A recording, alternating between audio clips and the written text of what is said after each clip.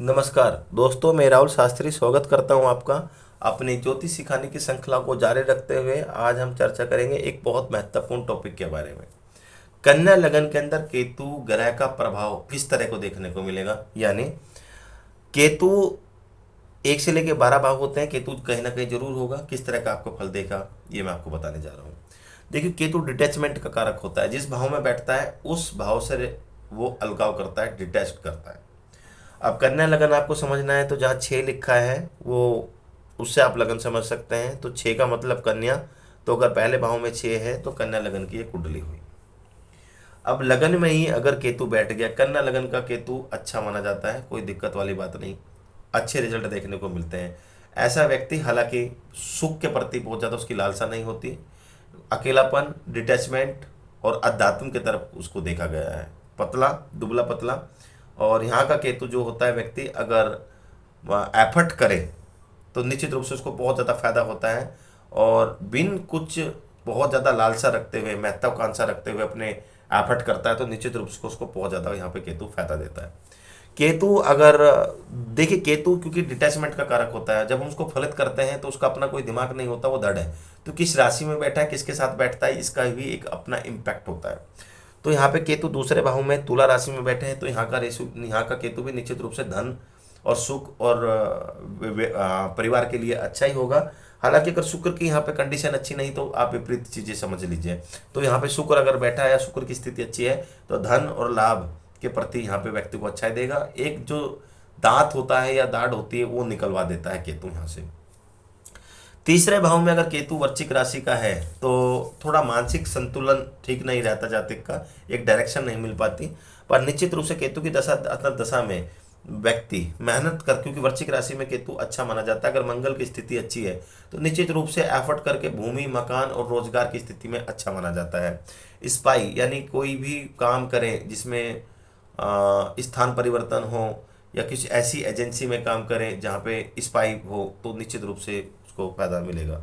Agent, अगर कोई agent के रूप में काम करे तो निश्चित रूप से उसको फायदा होगा। चतुर्थ भाव में केतु धनु राशि का हो तो अपनी जगह से जहाँ बच्चा पैदा होता है उससे दूर लेके जाता है। और गुरु की अगर स्थिति कहीं पर भी बहुत अच्छी है तो यकीन मान के चलिए सभी प्रकार के सुख केतु देगा। मकान, वाहन सभी प्रकार का सुख देगा। पर अपनी जगह से दूर जगह जाना से पड़ेगा। अपनी जगह रहेंगे तो केतु लाभ नहीं देगा। पढ़े ये केतु धनु राशि का ऊंच का माना जाए, पर अपनी जगह से जितना व्यक्ति दूर होता जाएगा निश्चित रूप से भाग्य का उतना ही साथ देगा और भाग्य में भी वृद्धि देखने को मिलती रहेगी। पंचम भाव में अगर केतु है तो यहाँ पे केतु मकर राशि का है तो संतान में थोड़ा डिले कर सकता है। पर अगर शनि की स्थिति बहुत अच्छी है तो संतान के बाद जातक को धन प्राप्ति भी होती है। और निश्चित रूप से आकस्मिक धन लाभ, शेयर बाजार, सट्टा, इन सब चीज़ों में केतु फायदा भी देता है। हालांकि कहीं ना कहीं संतान के साथ एक वो केमिस्ट्री केतु नहीं देता जो होनी चाहिए। छठे भाव में केतु पेट को लेकर दिक्कतें निश्चित रूप से बना देगा। ऐसा देह रोक देगा, लगेगा कुछ है पर कुछ निकल के नहीं आएगा और पेट संबंधित दिक्कत देगा। ये केतु गुप्त शत्रु, कोर्ट कचहरी और भय को भी बनाता है। और निश्चित रूप से केतु की दशा अंतरदशा में रुकावटें भी जातक का पीछा नहीं छोड़ती। केतु की दशा अंतरदशा में निश्चित रूप से दिक्कतें देखने को मिलती है। नौकरी में बहुत ज़्यादा दिक्कत होती है। अगर केतु सप्तम भाव में है, पर नौकरी के लिए छठे भाव के स्वामी को भी देखिए, अगर वो बहुत मजबूत स्थिति में है फिर नौकरी में फायदा भी देखने को मिलेगा।